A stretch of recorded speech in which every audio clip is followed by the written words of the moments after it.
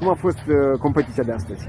A fost o competiție foarte grea din cauza condițiilor meteo, vântul nu ne-a lăsat deloc, dar sunt mulțumită de locul 11 ce l-am obținut. Ce înseamnă pentru tine locul 11 la această etapă de Cupă Mondială? Încredere și că lucrăm cum trebuie, adică creștem în Cupa Mondială și vin rezultatele ușor. Ce ți-ai propus înainte de Cupa Mondială de la Râșnov?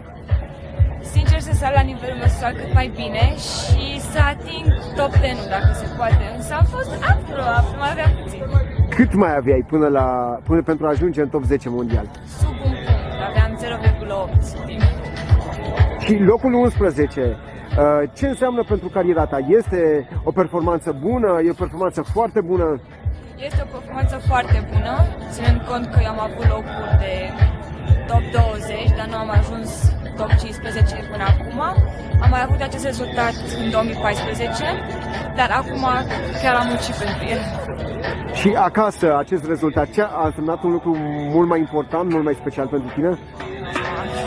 Normal că au fost familia, prietenii să mă susțină și ținând cont că la Râșnov am avut rezultate destul de slabe, adică nu au fost la nivelul așteptărilor mele, anul acesta am reușit în sfârșit.